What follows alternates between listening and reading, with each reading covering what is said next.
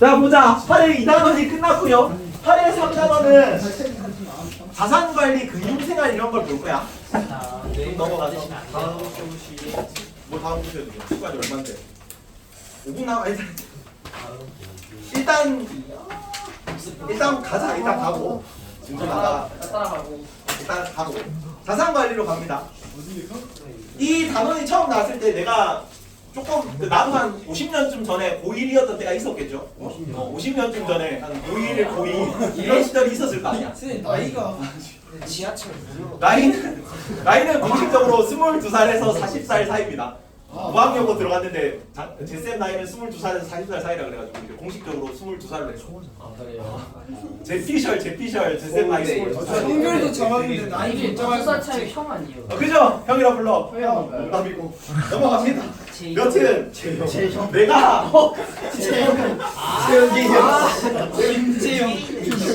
다른 제 형. 나도 그래서 한 50년쯤 전에 고1이었던 시절이 있었을 건데 나도 통합사회 수업 들었을 거 아니야. 그때는 통합사회라는 과목명은 없었어요. 생각보다 통합사회라는 과목은 그 만들어진 지 얼마 안 됐거든. 2018년에 처음 만들어졌어. 기억이 안 나요. 그래서 그때는 이제 공통사회라거나 혹은 사회 1이라거나 그런 과목명이었는데 그때는 내가 사회 수업을 받았을 때 이 단원이 없었어요. 이 단원이. 그래서 처음 딱 가르치면서 이게 뭐지? 라는 생각이 들었거든. 왜냐면은 내가 그때 당시 배우던 그 경제 뭐 사회 이런 거에 단원의 뉘앙스랑 얘가 단원명이 좀 많이 달라요. 단원이. 뭐냐면은 내가 어렸을 때만 해도 우리 부모님 세대는 아직도 우리 부모님은 주식을 안 하시거든. 거의 그냥 카카오 주식 뭐 몇만 원짜리 그 정도만 하시고 주식이라는 걸 한 작년에 처음 그것도 카카오 주식 나와가지고 내가 시켜줬으니까 60살 넘으실 때까지 주식을 한 번도 손도 안 댔어요. 우리 부모님 세대는. 카카오 사태 터졌을 때 그런 아니 작년쯤 내가 이게 이런 거 이차 해가지고 한번 그 재미로 해보세요 하고 가입시켜 준 거고 60년 동안 한 번도 손을 안 대셔서 주식에. 그러니까 우리 부모님 세대는 주식은 뭐 투기다, 주식하면 다 망한다 뭐 이런 세대였거든.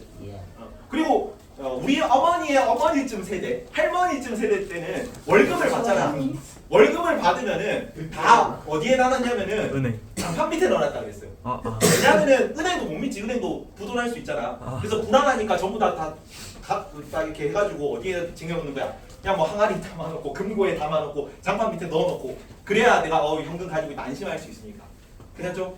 근데 여기 단원에서 결론적으로는 주식을 하라고 해. 주식을 하라는 게 결론이거든요. 근데 주식만 하지 말고 여러 가지 금융 상품이 있으니까 각각의 금융 상품의 특징을 비교해가지고 분산 투자를 하다가 그 핵심입니다. 그냥 결론이야 결론. 여러 그래서 금융 자산들을 소개해 줄 거고 이런 자산들을 다양하게 고려해가지고 좀 위험을 좀 분산시키는 그런 투자를 해라 라는 거고 이런 단원이 그래서 들어가게 된 배경이 이거예요. 왜냐면 우리 부모님 세대까지는 그 평균 수명이랑 정년이 그렇게까지 차이가 크지 않았어. 그러니까 내가 열심히 일해놓고 은퇴할 쯤 돼가지고 조금 내가 일하는 동안 벌어먹고 산 돈으로 조금 이제 생활하다가 돌아가시면 되는 거죠. 아이고. 어딘가 돌아가시면 되는데 이제는 정년에 연장되는 기간보다 뭐가 훨씬 가파르게 늘어나는 거야. 평균 수명이 훨씬 많이 늘어나는 거죠.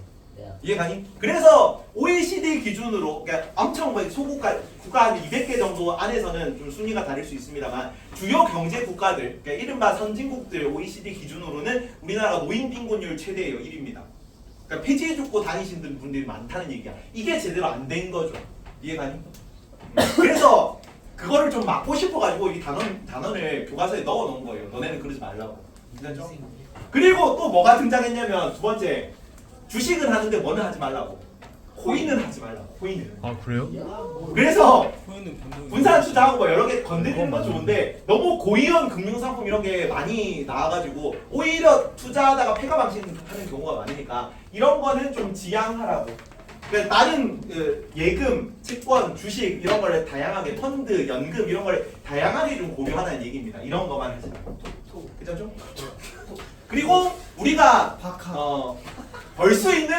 돈을 벌 수 있는 기간이 한정돼 있어요. 지금 정년은 좀 기업마다 막 다르긴 한데 사회적 정년은 65세로 봐요. 일반적으로 연금 수급 연령이거든. 그 이상으로도 지금 뭐 자영업자들 뭐 일 많이 하시긴 한데 하여튼 사회적으로 인식은 65세까지만 경제생활을 해. 그래서 인구 파트에서 보면 생산 가능 연령을 15에서 64세까지로 봅니다.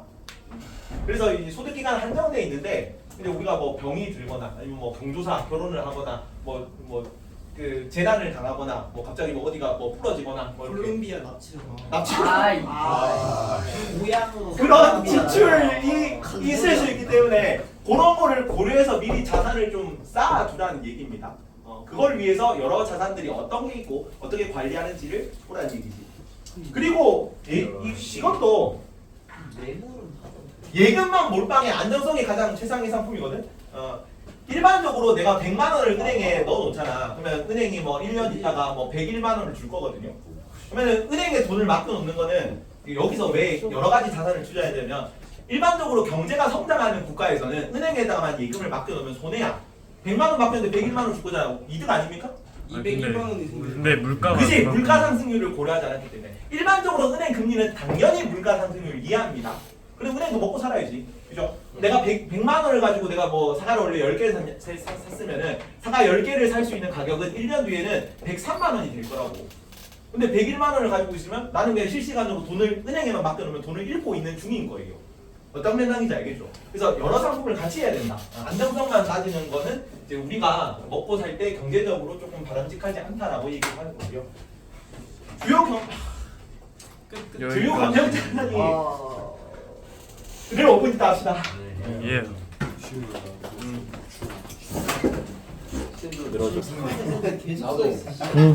너무 말고. 봅시다. 주요 금융 자산에는 어떤 자산들이 있냐면 우리가 뒤에 이런 걸 고려하는 자산들이거든.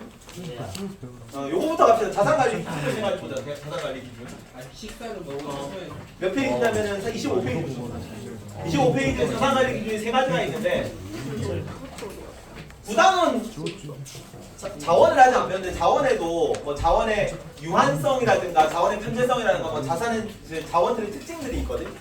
그 나중에 그거 할 때 한번 넘어가서 요 기준들을 여기도 주요 자산들에는 세 가지 기준을 고려해서 자산들을 결정하라 그래. 금융자산이라는 건 어떤 기준들이 있냐면 어떤 특성들이 있냐면 첫 번째로 안전성이라고 합니다. 자산이 안전한 정도야. 안전한 정도. 근데 뭐를 구분을 해야 되냐면 애들이 막 단답형 쓰고 서술형 쓰고 이럴 때 이 용어를 쓰면 틀려요. 안정성이라고 합니다. 안정성이면 다른 말이다. 이거를 금호고가 한 재작년쯤에 한번 기출 문제에서 안정성을 객관식 선지로 쓴 다음에 틀린 선지로 냈어요. 이게 좀 말장난을 찌질하게 한 건데 예금은 다른 자산에 비해 안정성이 높다 이렇게 나왔었어. 내가 오답 선지거든요. 왜냐면은 이 봐봐 안전성은 내 자산이 원금이 세이프티하게 보장되는 정도란 말이야. 근데 여기는 스테이블이야. 스테이블 안정성은. 그래서 내 자산이 꾸준하게 하락하고 있어. 안전성은 낮은 거죠. 안전하지 않잖아요. 내 자산이. 근데 꾸준하게 하락하고 있기 때문에 변동성은 크지 않죠. 떨어져. 그래서 안정성은 높은 겁니다. 이게. 이해 가니? 자유낙 뭐 자유낙하는 아니지. 이렇게 꾸준하게 떨어지고 있으니까. 그래서 안정성. 에어컨 이런 용어로 쓰면 안 돼. 형 대가리 깨질 것 같아요. 뭐 왜? 추워서요. 어? 뭐 불만 있는 사람들끼리 해가지고 막장 뜨자. 민아 맞아. 밑에 1대. 안전성 밑에는 자 이자 수익을 기대할 수 있는 정도라고 그러고 수익성을 하는데 수익성. 투자자산이 가격 상승 이자 수익을 기대할 수 있는 정도고 수익성은 뭐에 비례 표시는 알죠? 뭐에 비례한다고 나오냐면 위험성에 비교한다 그래요. 위험성이 높을수록 수익성이 높다. 그러니까 하이 리스크 하이 리턴이거든요. 콜롬비아 월천 사업. 마지막 콜롬비아 유동성이라 그러는데 투자자산을 어디야? 현금화할 수 있는 정도를 유동성이라고 가격대가 그래요. 언급하면 드럼통이 들어간다. 쉿 현금화할 수 있는 정도고 이 유동성은 뭐랑 같은 말 다른 거는 수익성 위험성은 비슷한 용어로 쓰고 안정성 안전성은 다른 말인 거고 근데 유동성이랑 무슨 말이냐 완벽하게 같은 말이면 황금성이랑 그냥 같은 말입니다. 현금성 현금으로 전환할 수 있는 성질이야. 현금성. 선생님.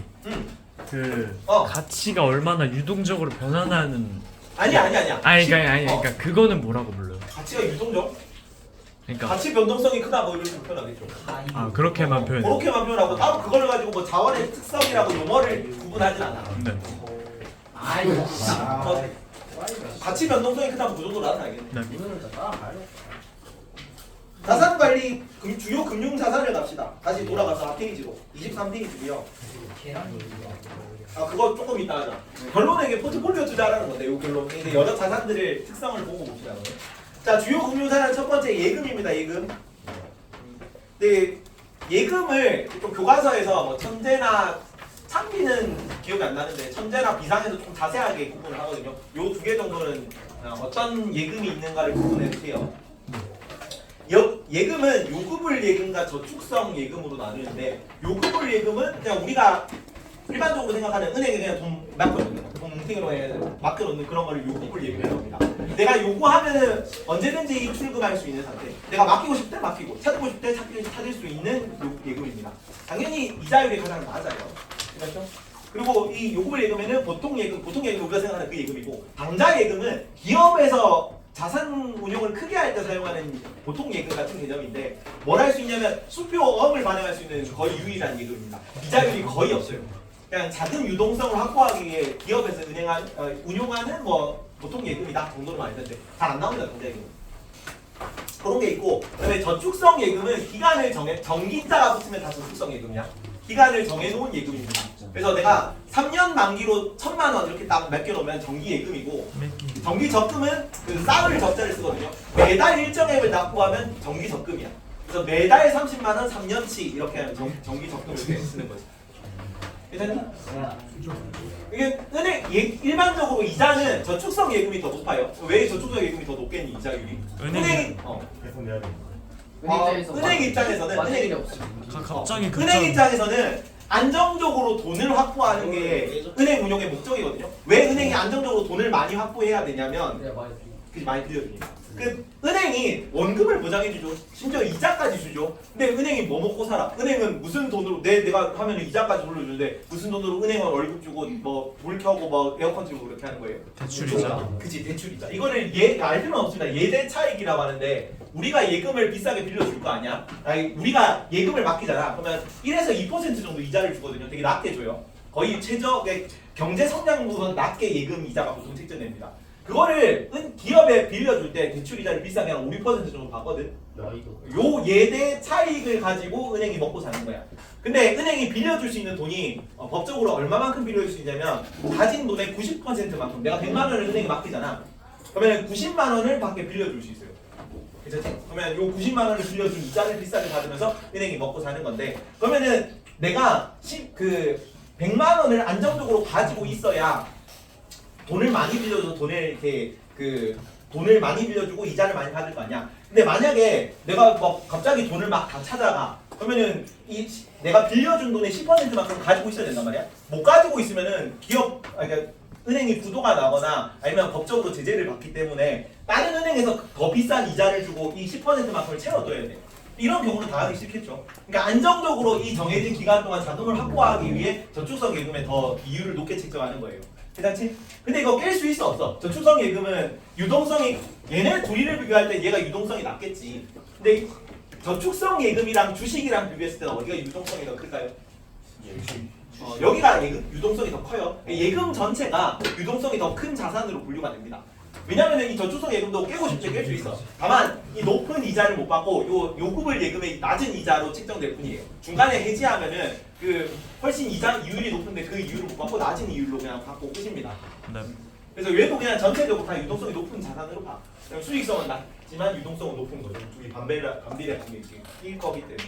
쌤 누가 수업 되게 편하게 듣는 것 같아요. 뭐라고? 누가 수업 되게 편하게 듣는. 서 있어 아까 그 아는 친구들은 다 서서 들으세요. 보내왔어. 누구냐 아까 아는 사람 5명 불렀는데 서서 들어. 진짜 편하게 듣네. 서 있어. 눈치가 없어. 밑에 봅니다. 난 2시간 동안 서 빨리 서 있었는데. 있고 있어. 빨리. 시연이는 그래 계속 서 있고. 밑에 봅니다. 2번 주식회사가 자금 조달을 위해 투자에게 회사 지분을 판매하는 거를 주식이라고 합니다. 주식. 자 주식은 내가 이제 보통은 기업이 자금 융통할 때 은행에서 높은 대출이자 감당하면서 한단 말이야. 근데 대출이자 뭐 좀 그렇죠. 너무 비싸게 막 내가 이 이상 이윤을 창출해가지고 은행에다 이자 하면서 이율이 너무 높을 때는 자금 많이 빌리면 적자일 수도 있단 말이야. 그러면은 내가 앞으로 이 전도 유망한 사업인데 지금 당장 돈이 없어가지고 은행 뭐 대출을 뭐 이렇게 비싸게 하면은 회사 운영이 좀 힘들 것 같아. 그런 경우에는 내 회사 지분 일부를 내 회사 총 자산이 뭐 1,000만 원이야. 그러면은 1% 정도 되면 10만 원이죠. 이 10만 원짜리 자산의 지분을 판매를 해요. 이 자산을 이제 이 기업 총 자산이 올라가면 이 자산의 가치도 올라가는 거고 같이. 1,000만 원이 1억이 되면은 이 10만 원짜리가 100만 원이 되는 거죠. 얘가 줄어들면 이 자산의 가치도 같이 줄어드는 거예요. 무조건 시가총액이 높다고 해서 한 주에 가격이 높은 건 아니잖아요. 높은 건 아니야. 왜냐면은 개수가 달라서 그런 거죠. 그것도 그렇지. 그 분할 매도를 하기도 그게 아니고 그 자산을 잘게 자르기도 합니다. 삼성이 시가총액은 엄청 큰데 한 주에 6만 원, 8만 원 조금 올라왔어요. 이제 9만 원 가까이 10만 원 됐어. 요새 국장은 내가 안 해가지고. 그래서 9만 원 얼마 지금 넘었을 건데 내가 팔 때 6만 원에 팔았기 때문에. 아이고. 여튼 그래서 탈출했습니다. 국장 탈출. 하고 그 삼성이 시가총액 엄청 큰데도 불구하고 이 자산 가치는 이 하이닉스가 지금 20만 원 정도 돼. 절반밖에 안 된단 말이야. 그만큼 잘게 잘라서 그래. 퍼센테이지가 좀 적은 거지. 그거는 삼성이 아니에요. 삼성이 팔 때 자잘한 조각으로 나눠서 팔 수 있어요. 우리는 우리 전체 시가총액을 몇 퍼센트 몇 퍼센트만 떼서 판다라고 가격을 책정해 줄 수가 있어. 쌤 근데 그거를 중간에 바꾸기도 해요. 그러니까 예를 들어서 나는 그러니까 첫 번째는 1%를 한 주식으로 했는데 나중에 회사가 좀 커서 막 10분의 더 잘게 잘라가지고 그 원래 가격의 뭐 절반을 해가지고 개수를 늘릴 수 있어. 근데 그럼 더 줄일 수도 있어요 개수를. 뭐 그러면 합칠 수도 있겠죠. 근데 그러면 예를 들어서 한 주를 보유하고 있던 사람은 그러면 그 어차피 총 내가 가지고 있는 주식 가치의 액수는 똑같은데 두 주를 가지고 10만 원 하느냐 한 주를 가지고 10만 원 하느냐 그 차이지. 그러니까 한 주를 갖고 있던 사람은 0.5주를 갖고 있게 되는 거예요. 가격이 절반이 되면 0.5주가 되는 거죠. 그러니까 내가 가지고 있는 그 결국 금액의 합은 똑같은데 그거를 두 조각으로 분할해서 가격을 절반으로 하느냐 그냥 뭐 두 배로 뻥튀기 해서 이게 그 두 배로 하느냐 그 차이인 거지. 뭐 나누는 거야 뭐 기업 마음이고. 하여튼 그거를 뭐 한다고 해서 투자자들이 뭐 손해를 입고 그런 개념은 아니기 때문에 기업 마음이긴 합니다. 그러니까 저는 궁금했던 게 주라는 그러니까 어쨌든 주식의 한 그 단위를 그지 일주를 그게 소수점 단위로 그지, 갈 맞아. 수 있어요. 엄청 쭈루룩하게 여기는 몇 원까지 막 들어가는 거예요 원래. 아니 그러니까 막 0.3주를 사겠다 이게 돼요. 그지 가능하지. 비트코인도 막 0.000 미국 주식 같은 건 좀 단위가 크거든요. 그런 거는 네, 뭐 한 주 거래하면 몇십만 원씩 거래된단 말이야.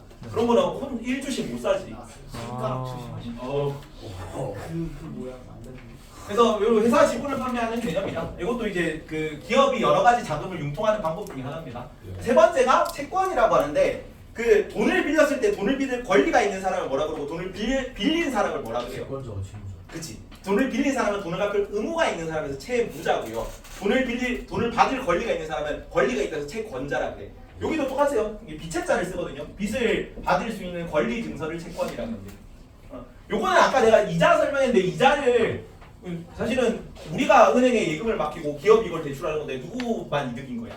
이 과정을 거치면 은행만 이득인 거잖아. 은행은 굳이 이렇게 이득을 볼 필요 있나? 라고 해가지고 그냥 은행 끼지 말고 우리가 직접 하자는 개념에서 출발한 거야.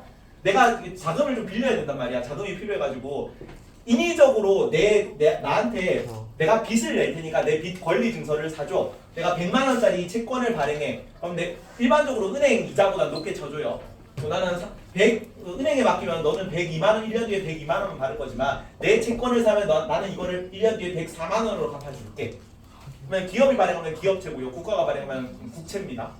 이런 식으로 이 은행을 끼지 않고 직접 거래하기 때문에 이 은행이랑 기업이 둘 다 조금 나은 이율로 거래할 수 있는 방법이야. 이자율로. 그래서 여기는 가운데쯤인데 예금보다는 수익성이 높고 그다음에 주식보다는 수익성이 낮아요. 근데 예금보다는 안전성이 낮고 그다음에 주식보다 안정성이 높을 거예요. 나중에 봅시다. 그거는. 그래서 요 세 가지 주요 자산이 있다 정도만 알아두시다. 채권이고요. 채권자랑 채무자. 채무자, 그렇지. 아니 거기서 쓰는 용어는 아니고 채권자, 채무자는 그냥 빚을 내고 빚을 빌려주는 사람이고 그냥 채권 보유자가 되겠죠. 여기는 채권을 발행한 기업이 있는 거고 채권을 보유한 사람이 있는 거고. 기타 금융자산은 어떤 것들이 있냐면 펀드나 이런 거는 특성으로 묻진 않거든. 자산의 특성을 가지고는 뒤에 나중에 이렇게 나오는데 예금, 주식, 채권이 주요 금융자산이라서 얘네들끼리 안정성, 수익성, 유동성 이런 특징들을 비교할 거고 나머지는 그냥 오답선지 정도 하나로 나옵니다. 이 기타 금융자산들은 이 기타 금융자산은 펀드라거나 혹은 보험이라거나 혹은 연금 같은 상품들이 있어요. 근데 그나마 좀 자주 나오는 거는 펀드가 조금 자주 나옵니다. 펀드는 이제 금융기관 우리가 사실은 이제 주식을 제대로 하려면은 기업이 뭐 실적 발표할 때마다 재무제표 분석해가지고 아 이번에는 어떤 뭐 투자가 뭐 이렇게 어떤 그 상품이 좀 잘 팔려가지고 앞으로 이 업체가 이 산업이 좀 더 유망하고 그래서 내가 주식을 가지면 총 자산이 상승할 거니까 내가 돈을 벌겠구나 이런 경제 분석 과정을 거쳐야 사실은 주식을 제대로 투자하는 거야. 근데 이 직장인들이 그런 거 막 일일이 다 하기 시간이 많이 없죠. 그래서 나보다 주식 투자를 좀 잘할 수 있는 전문가들한테 맡기는 형태입니다. 여기서 우리 자산을 받아가지고 대신 주식 채권을 거래해주는 사람을 펀드 매니저라 그래요. 그 펀드 회사 들어가면 뭐 이런 사람들이 일을 하는 거고. 그러면 이 사람들 어떻게 돈 벌어먹고 사냐면 우리가 돈을 맡긴 거에서 이득이 나잖아. 수익이 될 거 아니야. 그 수익의 일정 부분을 수수료로 받아가거나 아니면 거래를 한 번 체결할 때마다 주식을 사고 팔 때마다 조금씩의 수수료를 받아서 그런 식으로 먹고 삽니다. 근데 그 쌤 사람들이 잃으면 어떻게 돼요? 뭔 말이야 이게? 펀드 매니저가 펀드 매니저죠 그냥. 그러니까 주식으로 돈을 굴리다가 잃으면 어떻게 아 이럴 수 있지. 잃어도 거기는 이제 그 내가 이익만큼의 할당량은 못 받는데 그 거래할 때마다 뭐 주식 사고 팔고 할 때마다 조금씩 수수료다. 근데 그거는 그렇게 양이 많지는 않습니다. 근데 그래서 여기 나오죠. 이 투자의 전문성은 높지만 원금 손실도 가능하다. 시장 자체가 다 하락장이면은 못 따요 아무리 펀드 매니저라도. 쌤 그러면 그 투자자가 이해해줘요?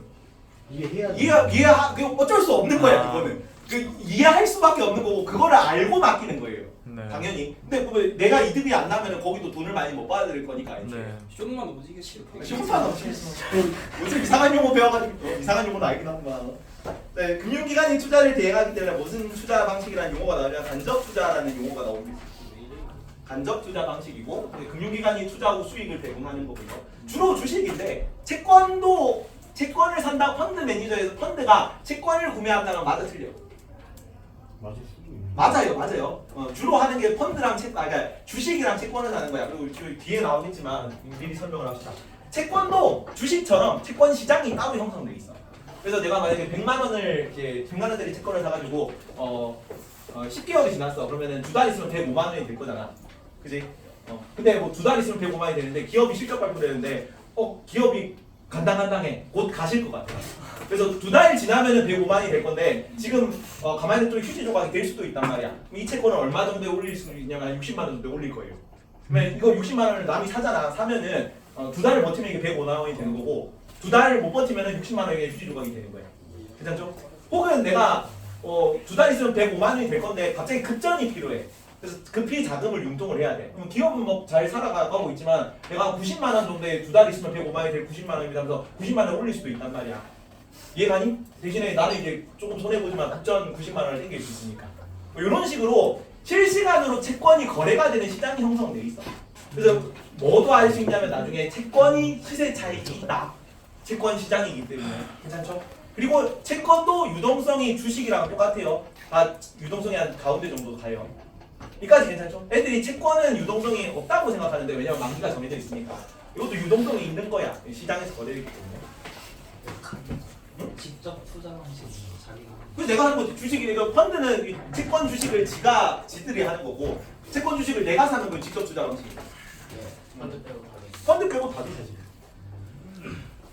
그리고 보험은 미래 대비 위험을 대비해서 뭐 사회 뭐 민영보험, 사회보험 이런 걸 드는 겁니다. 여기도 뭐 매달 보험료를 냈다가 사고가 나면 보험금을 지급하는 거 알고만 있어라. 연금은 노후생활 안정을 목적으로 드는 거고 은퇴 후 수령하는 거고 그래서 미리 연금을 딱 들어놨다가 내가 그 공적 연금이 국민연금 이런 게 대표적인 거거든요. 내가 우리가 사회 불평등 나눠서 자세히 볼 건데 연금이 국가에서 운영하는 게 다 5대 보험이 있어요. 그 노인 장기 요양보험을 국민건강보험에 넣으면 4대 보험입니다. 4대 보험 되는 직장 뭐 그런 거. 그럼 4대 보험을 다 들는 직장이면은 일반적으로 내 월급의 한 10% 정도가 자동적으로 국가가 떼가요. 그 다음에 국가가 이제 떼간 다음에 내가 은퇴하고 나면은 그거를 조금 더 생각보다 많이 줘요. 지금 소득 대체율이 한 40% 정도 되거든요. 내가 10% 정도를 뭐 몇십 년 동안 쭉 납부하면은 은퇴하고 나서 내가 100만 원 받으면 40만 원 정도 그냥 국가에서 준다고. 연금처럼요. 저 공적연금 뭐 이런 거를 이제 드는 이런 것도 들어두라고 얘기하는 거지. 노후생활 안정을 위해서. 이런 게 기타 금융자산이다. 까지 괜찮죠? 장기간 수령하고 노후 부담을 합니다. 그리고 아까 주요 자산 특징 비교를 봅시다. 여기는 달달달달 외워야 돼요. 문제가 맨날 시험이 여기서 나오거든요. 근데 그렇게 어렵진 않아. 자, 안정성, 예금은 안정성이 높을까 낮을까? 가장 안정성이 높아요. 안정성이 높고. 주식은 안정성이 높을까 낮을까? 가장 안정성이 낮습니다. 채권은 못 들었어요. 가운데 정도 돼요. 그래서 중간이다, 중간. 수익성은 예금은 수익성이 높을까 낮을까? 맞아요. 수익성이 가장 낮습니다. 세계 중에서는. 주식은 수익성이 높다 낮다? 수익성이 높은 만큼 위험성도 높겠죠. 채권은 수익성이 높다 낮다? 이것도 중간입니다. 자, 이거는 기업도 발행할 수 있고 국가도 발행할 수 있고 그렇단 말이야. 국채란 이게 채권이라는 거는. 근데 기업 이런 것도 망할 수 있죠. 주식 같은 거는 기업이 돈을 잘 못 벌면 주식 가격이 떨어져요. 사람들이 뭐 기대심리 이런 것도 반영되기 때문에 기업 가치가 폭락할 수 있단 말이야. 근데 채권은 기업이 망하지만 않으면 돌려받을 수 있습니다. 근데 망할 수도 있는 거죠. 그래서 위험성이 중간 정도. 근데 예금은 요 밑에 나오는데 예금자 보험제도라는 게 운용이 돼. 그래서 내가 한 은행에 맡겨놓으면 5천만 원까지는 무조건 은행 그 국가가 보상해줘요. 그래서 얘는 안전성이 높다. 나 좀 안전성이 높다 그래. 원금 보장이 잘 된다. 유동성은 예금은 어떠다? 유동성은 현금으로 전환할 수 있는 정도죠. 예금은 맞아요. 유동성이 높습니다. 가장 높은 거고 전기자 증거 포함해서 바로바로 찾을 수 있는 거니까 유동성이 높다. 주식이랑 채권은 중간 정도입니다. 중간 정도. 시장에서 거래하고 나서 그 주식 계좌에서 내 계좌로 넘어오는데 이틀 정도 걸려요. 팔고 나서 이 주식 계좌로 들어온 다음에 그다음에 그 좀 기간이 지난 다음에 그걸로 넘길 수 있단 말이야. 쌤, 응. 예금은 유동성이 낮은 거 아니에요? 유동성이 가장 높죠. 아니 근데 예금은. 저축성 예금 같은 거는 예를 들어서 1년 동안 맡겨야 된다고 그렇지. 했을 근데 때 그거를 중간에 깰 수 있다고. 적금 깬다 그러잖아. 깰 수 있어요? 깰 수 있지. 아무 때나 깰 수 있어. 다만 높은 이율을 못 받을 뿐이야. 그 요금을 예금에 낮은 이율이 적용되는 걸로 되겠죠. 그게 적금을 깨버리면. 예금은 이자를 줄까 안 줄까? 있어요. 당연히 주겠죠. 주식은 이자를 줄까 안 줄까? 없습니다. 채권은 이자를 줍니까? 있어요. 있어요. 이거 주의하십시오. 예금 채권도 이자가 있다. 채권도. 아까 뭐 100만 원짜리 채권 발행하면은 뭐 3년물 뭐 5% 뭐 채권 뭐 이런 식으로 나온단 말이야. 시세 차익은 쌀 때 사가지고 비쌀 때 팔 수 있으면 시세 차익이 있는 거야. 시간에 따른 그 가치 차이를 거래하는 게 시세 차익이에요. 예금은 시세 차익이 없다. 이거는 그냥 딱 정해진 기간만큼 이자 받는 거예요. 주식은 있다. 이거는 쌀 때 사서 원래 비싸게 파는 거죠. 무릎에 사서 원래 어깨에 팔잖아. 물구나무서 있지만 사람은. 채권 봅니다. 채권은 시세 차익이 있다 없다. 있습니다. 이거 주의해라. 채권이 이자랑 시세 차익을 다 누릴 수 있습니다. 채권 시장이 형성돼 있다 그랬죠. 배당금이라는 건 뭐냐면 주식에서 내가 가치주 같은 건 보통 배당금이 없어. 배당주가 따로 있고 일반주가 있거든. 근데 조금 내가 산업 전망이 앞으로 이렇게 성장 가능성이 없는 산업. 예를 들어 반도체 이런 건 전도 유망하지. 거기는 따로 배당금 같은 거 배당주가 따로 있긴 하지만 그런 거는 배당주가 없는 경우가 더 많아요. 근데 분필 산업 이런 거 앞으로 산업 성장 가능성이 좀 약하겠죠. 떨어지겠지. 이 기업이 별로 안 클 것 같단 말이야. 근데 내가 분필 회사가 기업을 운영하려면 자금이 필요하죠. 전도 유망하지 않더라도. 그래서 조금 이자처럼 한 주당 배당금이라는 좀 메리트를 줘요. 내 주식을 좀 사달라고. 그런 거를 배당주는 그래서 일반적으로 좀 그 성장 가능성이 약한 종목들인 경우가 많습니다. 내 주식을 성장 가능성이 약하지만 사달라는 거니까. 그래서 배당금은 주식에만 있는 개념이다. 예금도 없고 채권에도 배당금이 없어요. 자, 예금자 보험제도의 이름이 예금자 보험이니까 예금자 보험제도에 적용을 받는 거는 예금만 받겠죠. 주식은 안 받고 채권도 안 받고. 이 정도 내용이고 그렇게 구분하는 거고 그렇게 어렵진 않습니다. 뒤에 넘어가면 문제를 한번 바로 풀고 가자. 어디까지 쭉 넘어가냐면 18번. 그리고 금호가 이게 문제를 잘 낸 건지 문제를 애매하게 낸 건지 모르겠는데 같이 한번 풀어보자 이거. 18번으로 갑니다.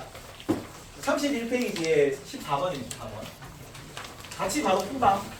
자, 가는 각각 안전성, 수익성, 유동성 중 하나야. A, C는 예금, 주식, 채권 중 하나입니다. 일반적으로 가와 가는 반비례 관계에 있으면 나가 나가 뭐인지를 알 수 있겠니? 나가 유동성입니다. 반비례 관계에 있는 거는 수익성하고 안정성밖에 없죠. 얘네들이 반비례니까 다인 거고. 그럼 나는 유동성이 되겠지. 나는 유동성이야. 그러면 가는 일단 지금 뭔지 몰라요. 가는 뭔지 모르고. 근데 A, C 중 가장 가가 높은 자산은 A네. 근데 가가 뭔지를 모르기 때문에 A가 뭔지를 몰라 아직. 당연하죠. 그러면 세 번째 문장이 좀 어떻게 보면 잘 된 거고 어떻게 보면 애매하게 된 건데 C는 뭐야 일단 C는 뭔지는 알 수 있죠. C는 공공기관 금융자 신용도 높은 기업에서 발행하는 거 뭐라고 해? 채권이야. C는 채권입니다. C는 채권. 자 그러면 C가 채권은 다인데 다는 채권이 수익성이 높을 수도 있죠. 뭐보다 수익성이 높아? 예금보다 수익성이 높아. 채권이 위험성이 안정성이 높을 수도 있죠. 뭐보다 안정성이 높아? 주식보다 안정성이 높단 말이야. 그죠? 그래서 여기 안정성도 들어갈 수 있고 수익성도 들어갈 수 있는데 자 봐봐. 공공기관, 금융기관, 신용도가 높은 기업 등에서 발행하기 때문에 수익성이 높은 거예요? 안정성이 높은 거예요? 안정성이 높은 거예요. 문장에서 다가 안정성으로 유추해야 돼. 그래서 다는 안전성이고 안정성 아닙니다. 안전성. 다는 그럼 뭐겠니? 수익성이겠죠. 수익성. 그러면 두 번째 제시문에서 두 번째 선지에서 AC 중 수익성이 가장 높은 거네. A는 뭔가? A는 뭐다? 주식이죠. A는 주식이고 B는 뭔데? 예금이겠지. 하나라는 거니까. 그래서 이거를 그릴 수 있으면은 별로 문제가 안 어려워. 근데 처음에 이 세 번째 문장 때문에 다를 애들이 잘 구분 못 하더라. 그래서 별 반 개 더 줬어요. 별 3개 반이 디폴트인데. 다음 첫 번째 거 봅시다. 나가 가장 낮은 거, 가장 높은 거. 유동성이 가장 높은 자산은 예금 맞니? 네. 맞죠. 유동성은 유동성이 무조건 가장 높습니다. 그래서 1번 정답이고 1번 맞고요. 두 개 고르는 거 2개. 문제 잘 읽어라. 너네 이거 작년부터 자주 나오더라. 2개 고르시오 이거. 그다음에 다는 안전성은 채권, 예금, 주식 순으로 높니? 안전성은 채권, 예금, 주식입니까? 예금이 가장 높아야지 안전성은. 그래서 2번도 틀렸고. 다를 최우선으로 고려한다면 안전성을 최우선으로 고려해야 한다면 채권을 선택합니까? 예금을 선택해야죠. 틀렸고. 그다음에 노후 생활의 안정을 위해 적립하는 금융상품 뭘까요? 노후 생활 안정 연금이야. 그래서 기타 금융자산 하나 끼워 넣은 겁니다. 틀렸고. 그다음에 펀드는 다수 투자자에게 모은 자금으로 채권과 주식을 사는 거 맞다? 맞지. 그래서 요 1번, 5번은 답이 이런 느낌으로 나온다. 16번 한번 풀어보세요. 너네 그 28년 기출 예시 문항이니까 16번 1분.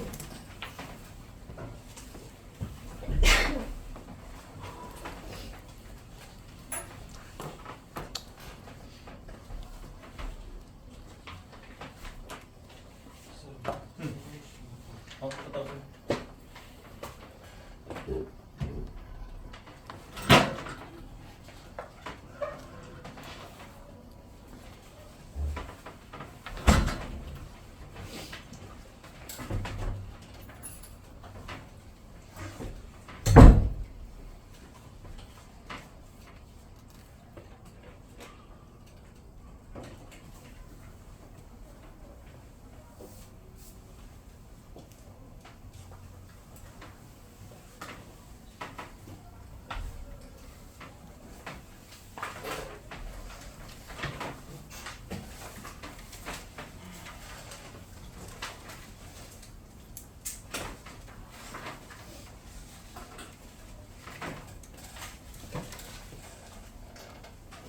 자, 15초.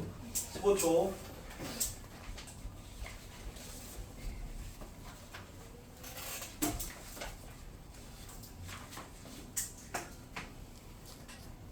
(3, 2, 1) 답이 4번입니다. 4번. 풀고 넘어가죠. 그냥. 자, C와 구별되는 A의 특징인데 A만 해당되는 특징이라는 거지. A가 배당 수익을 기대할 수 있잖아요. A는 뭡니까?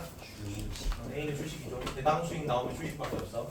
그러면 C는 없는 B만의 특징 뭐야? 예금자 보험제도의 B는 뭐예요? 예금이라는 얘기지. 그러면 C는 뭐겠니? 채권입니다. 자, 1번 계약 기간 동안 일정한 금액을 매달 납입한다. 이게 뭐예요? 계약 기간 동안 일정한 금액을 매달 납입해서 만기 시에 원금이자 받는 거 뭐야? 정기 적금이야. 정기 적금 매달 납입하니까 매달 30만 원 이런 거죠. 정기 적금. 그래서 이건 예금에 들어가야겠죠. A가 아니라 B가 돼야 되는 틀리고. 일반적으로 A는 주식은 채권보다 안전성이 높습니까? 아니지. 수익성이 높습니다. 틀렸고. 일반적으로 B는 예금은 채권보다 안전성이 높은 거지. 수익성은 채권이 더 높습니다. 틀렸고. B와 C는 모두 이자식, 그러니까 예금과 채권이 모두 이자 수익을 기대할 수 있니? 모두 이자 수익을 기대할 수 있고요. 가의 시세 차이를 기대할 수 있다. 이건데 이게 A와 구별되는 C의 일반적 특징이죠. 그래서 주식은 없는데 채권만 있는 게 시세 차이를 기대할 수 있다가 맞니? 아니지. 둘 다 기대할 수 있기 때문에 0점이 돼야 돼. 0점. 그래서 1점에다 그래서 틀린 겁니다. 그러니까 이런 느낌으로 뭐 너네 2년 후 수능이 나오세요. 앞으로 돌아가고 마지막 금융생활 설계해 봅니다.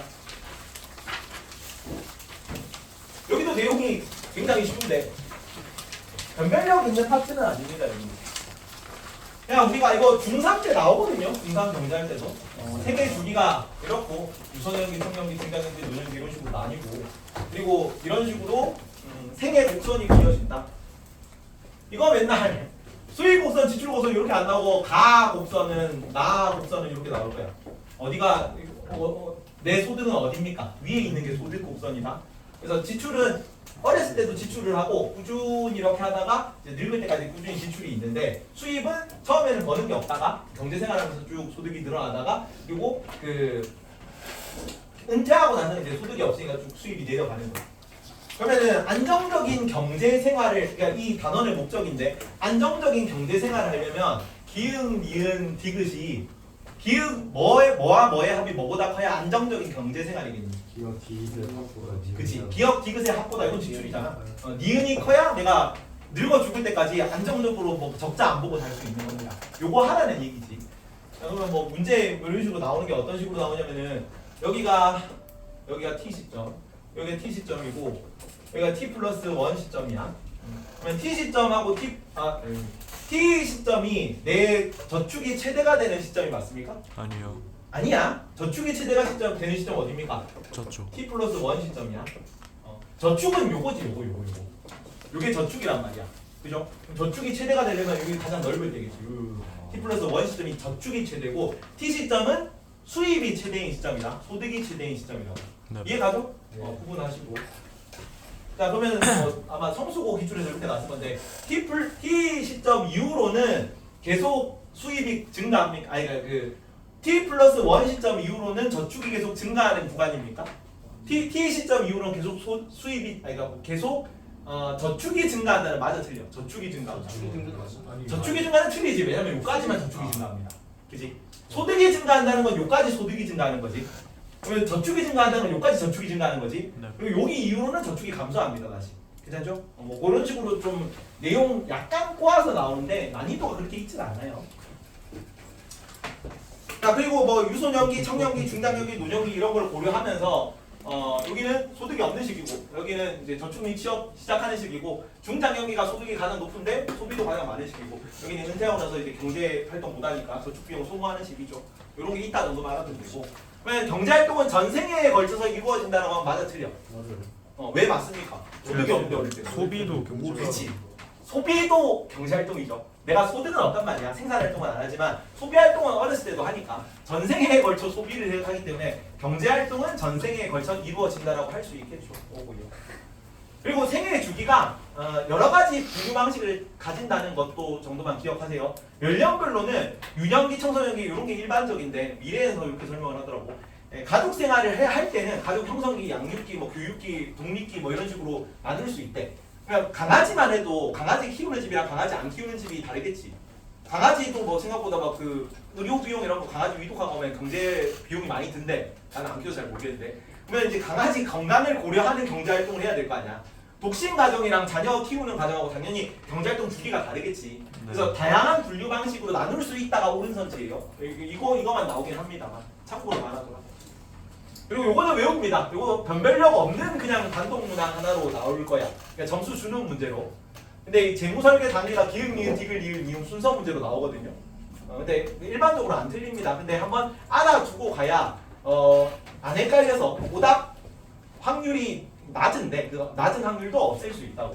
제일 처음에 재무설계할 때는 뭐 하냐면 이게 뭐라 그러나 목표를 설정합니다. 제일 처음에 목표 설정 먼저 하고 목표 설정. 그 다음에 상태를 분석한 다음에 목표에 따라 나는 뭐 10년 후까지 뭐 몇 억을 모으겠어 라고 목표 설정해놓고 그러면 내 지금 상태는 내 통장 잔고가 얼마지? 이게 상태 분석하고 나서 그럼 내가 통장 잔고가 50만 원 있으니까 9억 5천만 원, 9억 9천 50만 원만 모으면 돼. 그럼 9억 9천 50만 원을 모으려면 어떻게 해야 되겠다? 1년에 얼마를 벌어야겠네? 그러면 계획을 수립하고 그 다음에 뭐 9억 9천 950만 원을 벌기 위해서 이렇게 일을 열심히 해야겠다는 계획을 실천하는 거죠. 그 다음에 10년 후에 다시 보는 거죠. 내가 이게 실천대로 했는가 평가하고 나서 다시 향후 10년 계획은 이렇게 된다. 됐죠? 예. 이거는 단독 문제로 보통 한 문제 정도 나오기 때문에 근데 변별력 없는 문제도 나와요. 이거를 외우고 가자. 이것도 10초 줄게요. 경준이 시킬 거다. 준영이 시킬 거다. 준영이. 하나만 썼는데 왜? 옆에 왜 썼어? 존다고 친 거 아니야? 아닌가? 여튼 시킬 겁니다. 외우십시오. 10초. 좋아가지고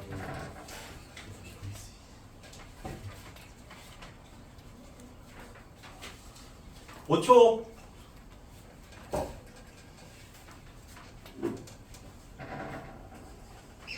경준이 열심히 외우고 있어가지고 1번 뭐야?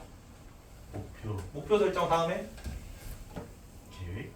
상태 분석해야지. 그 목표에 따라 현재 상태가 뭔지를 분석하고 그 다음에 계획을 수립하고 그 다음에 실천하고 다음에 마지막으로 한 다음에 평가까지 해야 된다. 이거 기읍, 니은, 디귿, 리을 순으로 고르는 걸로 나와요. 안 어렵죠? 이거는 어렵지 않고. 마지막으로 환경 변화에 따른 금융 의사 결정 봅니다. 자, 이것도 올해 교육과정에 처음 들어갔는데 그냥 내 생각입니다. 요 22 개정 교육과정 편찬 기간 동안 뭔가 국제적인 경제 환경 변화가 많았거든.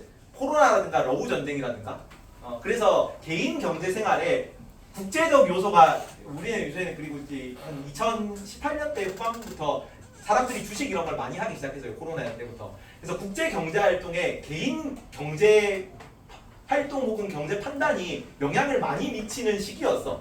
그래서 들어간 것 같아요. 그래서 이게 작년까지 빠졌다가 올해 처음 들어갔는데 환경 변화, 국제 환경 변화 혹은 정치 사회적 환경 변화에 우리가 어떤 금융 의사 결정을 내려야 되는가에 대한 내용입니다. 사회 정치 상황은 경제 상황에도 영향이 당연한 얘기죠. 이 어디냐 비상에서 이렇게 설명을 하던데 경제 상황은 단순히 경제 문제로만 끝나는 게 아니라 사회 정치 상황이 경제도 영향을 미친다 하면서 사례를 드는 게 시민혁명 이후 정치적으로 안정돼 있죠. 그래서 자본가들이 정치적으로 안정적으로 이제 생활을 할 수 있는 시대였기 때문에 자본가 중심으로 산업혁명이 일어날 수 있었다. 또 정치가 불안정하면 9.11 테러, 러우 전쟁 이후에 국제 금융 이런 게 투자가 위축됐단 말이야. 그러면 경기 침체가 일어날 수 있다. 정치 상황인데 이게 정치 사회 상황인데 이게 경제에 영향을 끼친 거잖아. 그리고 오늘날에는 세계화 시대 교통통신 발달 이런 거 하면서 세계 경제가 국내 경제에도 영향을 많이 끼칠 수 있는 시대죠. 그래서 2008 금융위기 때 국내 시장은 그 유럽, 미국에 비해서 좀 영향이 덜하긴 했는데 그래도 우리나라 주식에도 조금 타격이 있었어요. 그래서 결론입니다. 그냥 사회 정치 상황뿐만 아니라 우리 국내 경제 결정을 할 때도 국제 사회 정치적인 거, 국제 경제 같은 것도 다 고려를 해서 국내 경제 활동을 판단을 하라고 이런 얘기입니다. 내가 지금 주식을 사야 되는가, 내가 지금 금 투자를 해야 되는가, 내가 지금 부동산을 사야 되는가, 뭐 이런 거 얘기하는 거야. 그래서 사회 경제 조상을 고려하여 경제 선택을 하기 때문에 사회 정치적 불안정 시기에는 안전자산 비중을 확대해라, 뭐 이런 식으로 결론을 내리라는 겁니다. 그래서 여러 가지 고려 요소가 있는데 천재에서 이렇게 설명을 해. 너네는 창비에는 이렇게 딱 나가가지고 설명을 하진 않거든요. 근데 천재에서 외부 환경 변화는 이런 게 있다. 이거에 따라 어떤 식으로 결정을 해라. 그래서 조금 딱 이렇게 세팅을 해줬는데 너네는 되게 너저분하게 막 설명을 해요. 근데 이렇게 그냥 외우세요. 이렇게 정리해도 크게 차이가 없기 때문에. 그래서 금융의사결정에서 첫 번째입니다. 첫 번째 물가를 고려해야 된다. 물가. 다 내가 일부러 이걸 세팅을 통일했는데 정부 재정 확대인 경우야. 정부가 재정을 확대하면 어떻게 돼? 자, 정부가 경제적으로 너무 정부가 항상 내가 저번 시간에 설명했죠. 그 스태그플레이션 할 때 정부 경제 정책이라는 건 항상 뭐와 뭐 사이에서 막 그 줄타기를 하는 거라고. 정부 경제 정책이라는 거는 경기 침체, 경기 아. 활성화 뭐와 뭐 사이에서 실업과 물가 상승 사이에서 계속 줄타기를 하는 겁니다. 맞죠? 그러면 이제 경기가 너무 침체돼서 실업률이 높아. 그럼 뭐 합니까? 돈을 막 푼단 말이야. 네. 돈을 풀면은 금리를 일단 낮춰요. 금리를 낮추면은 여기 재정 확대입니다. 재정 확대. 재정 확대하면은 시중에 돈이 많을 거 아니야. 그럼 시중에 돈이 많으면은 모든 사람 주머니에 100만 원 있을 때랑 모든 사람 주머니에 10,000원 있을 때랑 어디가 핸드폰 가격이 비싸다고? 100만 원 있을 때 핸드폰 가격이 비싸겠지 당연히. 화폐 가치가 떨어진다는 얘기야. 재정이 확대된다는 얘기는. 괜찮죠? 그럼 재정이 확대되면 화폐 가치 혹은 이거는 이제 국내적인 요소고 국제적으로는 원자재 유가 같은 게 상승하게 되면은 그냥 물가가 당연히 이건 외부 요인으로 올라가는 거지. 그럼 화폐 가치가 가락해서 물가가 올라가서 그때는 어떻게 개인이 금융자산을 의사결정을 내려야 되냐면 화폐 가치가 떨어지는 거잖아. 그럼 화폐는 가지고 있으면 손해예요. 화폐를 많이 가질수록 손해이기 때문에 실물 자산 비율을 늘립니다. 화폐가 아닌 자산이야. 그래서 부동산 뭐 금투자 뭐 이런 거 하면은 화폐 가치가 올라가더라도 거기 따라 이 가치도 같이 올라가니까 내가 뭐 현금을 가지고 있으면 있을수록 손해인데 화폐 가치가 떨어지고 있으니까 근데 부동산 금 이런 걸 가지고 있으면 화폐 가치가 올라가면서 금 가격도 같이 상승하는 거야. 그리고 실물 자산을 올리고 반대로 금융 자산의 비중은 낮춥니다. 화폐로 거래되는 거, 그래서 내가 가지고 있으면 손해 보는 거, 그런 거 자산의 비중을 낮춘다. 그리고 두 번째로 금리인데 금리. 자, 다시 정부가 재정 확대 정책을 합니다. 정부가 재정 확대 정책을 하거나 혹은 경기가 아니라 물가가 너무 높아져. 그럼 뭐 한다고 정부는 금리를 재정 긴축 정책 때문에 금리를 보통 올리는 경향이 있어요. 자, 금리를 올리면 내가 은행에서 대출을 하게 되면 어떻게 이자를 높게 물려야 된단 말이야. 그죠? 그럼 대출을 많이 안 해. 그럼 기업이 대출을 많이 안 하니까 고용도 줄어요. 그럼 경기가 침체되고 자연히 시중에 도는 돈이 줄 거란 말이야. 그리고 개인으로서도 주식 투자하느니 경기도 안 좋고 주식이 내려갈 것 같아. 근데 이자를 은행에 맡기면 이자를 높게 준대. 그럼 당연히 은행에다 맡기니까 시중에 도는 돈이 줄어. 시중에 도는 돈이 준다는 거는 화폐 가치가 올라간다는 얘기입니다. 그렇죠? 화폐 가치 상승이랑 반대겠죠. 그러면 화폐 가치가 올라갈 때는 뭐 합니까? 금융자산을 하는데 여기서는 뭐라 그러면은 지금 경기가 안 좋아질 거란 얘기야. 금리를 올리는 건. 경기가 안 좋아진 상황에서는 안전자산 비중을 늘려야 돼요. 그래서 예금이나 국채 같은 거, 채권도 국가가 발행하는 채권이고 기업이 발행하는 채권인데 국채가 당연히 안정성이 높습니다. 안전자산 비중을 늘리고 반대로 위험자산 비중을 낮춥니다. 위험자산 비중을 늘리는 거는 경기가 좋을 때, 경기가 좋아가지고 성장할 수 있을 거, 막 하이 리스크 하이 리턴 할 수 있는 그런 때고 여기는 금리 높이면은 일반적으로 좀 경제는 위축되거든요. 위축 상황에서 안전자산 비중을 늘려야지. 주식 투자했다가 손해 볼 수 있단 말이야. 그리고 마지막으로 환율이라고 하는데 환율.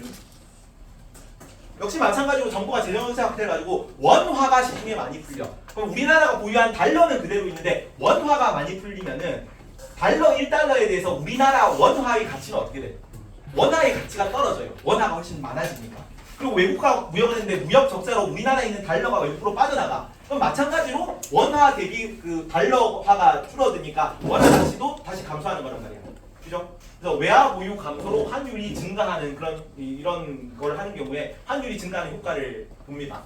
그럼 환율이 증가할 때는 국내 자산 비중을 늘려야 되고 해외 자산 비중을 늘려야 돼. 환율이 증가해. 환율이 올라가서 우리가 우리나라 돈을 들고 있을수록 손해를 본다는 얘기야. 그지? 해외 자산은 해외 자산 비중을 늘립니다. 미국 뒤에 숨어 있어. 그래서 달러라거나 혹은 해외 주식 같은 걸 많이 구매하고 반대로 국내 자산 비중은 줄여야죠. 국내 자산 비중은 줄이고 원화랑 국내 채권 같은 거는 좀 덜 하고 외국 주식을 좀 많이 사라는 얘기죠. 기타 요거는 창비에만 너네 교과니까 이거 외워라. 창비에서 이렇게 설명하고 있거든요. 기타 팬데믹 시에 나도 이거 이해가 안 가서 찾아봤어. 정부 통제 강화, 공세 정책 등으로 코로나 때 이러면은 현금 유동성이 좀 멈추는 경우가 많대요. 공세 정책이 뭐 이런 거 하면서. 그래서 혹시 내 자금이 쉽게 융통되기 힘들 것 같으니까 그런 유동성 높은 자산에 대한 선호도가 높아진대. 정부가 경제 통제가 강한 경우에. 그래서 이건 유동성 자산이 높아질 거고 이거는 창비에만 나오고 나머지는 일반적인 얘기입니다. 전쟁 국제 금융 위기 때는 당연히 위험성이 높지. 그럴 때는 안전자산이야, 위험자산이야. 안전성 높은 자산에 대한 선호도가 증가하고 국제 경기가 활성화되고 주식 투자하면 좀 가격이 계속 오르기만 할 것 같아. 그럼 당연히 이럴 때는 수익성을 합시다. 수익성 자산에 대한 선호도가 높아진다. 이런 걸 국제적 환경 같은 것도 고려를 하라는 거고 8개 교과서 중에 친나라라는 교과서가 있거든요. 8개 출판사 중에 여기서는 뭐도 좀 설명을 하냐면 국제 환경 외에 개인 가치관 같은 것도 경제 생활에 영향을 끼칠 수 있다 그래. 그럼 기후 위기로 환경 문제에 대해 관심이 높아져. 그러면 친환경 기업에 투자할 수 있다고요. 괜찮죠? 하고 마지막 문제 풀이하고 마칩시다. 시간이 1분 남았기 때문에 요거 보고 그냥 마친다. 다시 봅니다. 자, 성수고 기출인데 갑의 생애 주기 곡선 양에 대한 설명으로 옳은 거 A, B고요. A는 소득이 지출보다 많은 영역 맞니? 아닙니다. 지출이 소득보다 많은 영역이죠. 예. 그죠? 그래서 B로 바꿔야 돼. B. B가 이제 저축인 거고. 그래서 1번 틀렸고. 생애 주기 동안 누적 지출액은 동일하게 유지됩니까? 아닙니다. 지출액은 동일하게 유지되지. 근데 뭐라고 돼 있어? 누적 지출액이라서 쭉 우상향하겠죠. 동일하게 지출하고 있으니까 X고. 자, T 시점 이후부터 저축이 항상 양의 값을 가집니까? T 시점 이후에 아니지. T 플러스 1까지는 양의 값이고 그 이후로는 감소하죠. T 플러스 1 시점 이후에 소득 대비 지출의 비율을 감소합니까? 이거만 미안하다 1분만. A 대비 B의 비율일 때 B분의 A입니까? A분의 B입니까? 이 A 대비 B니까 A분의 B다 B. B를 얘기하는 거잖아. A 대비 B의 비율이잖아. 그래서 B가 분자로 가야 돼. 자, 그럼 여기 소득 대비 지출이잖아. 그러면 지출, 소득, 지출이 분자로 가고 밑에가 소득이라는 얘기야. 소득은 어떻게 돼요? 플러스 1 시점 이후에. 소득은 감소한단 말이야. 그럼 소득이 감소하면 분모가 감소하면 전체 값은 상승하겠지. 그래서 비율이 감소하는 게 아니라 증가합니다. 자, T 시점과 T 시점 플러스 1 시점 사이에서 누적 저축액이 지속적으로 증가하고 있죠? 답이 5번이다. 써주세요.